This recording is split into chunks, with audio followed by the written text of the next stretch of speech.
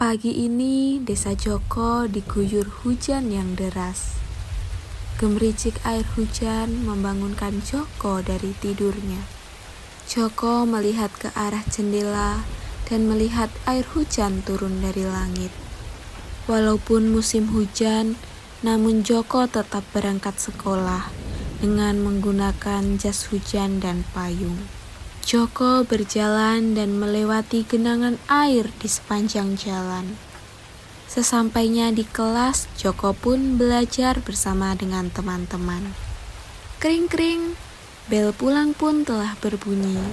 Joko bergegas pulang bersama dengan Andi. Ketika perjalanan pulang, hujan pun telah reda. Joko melepas jas hujannya dan hanya menggunakan payung.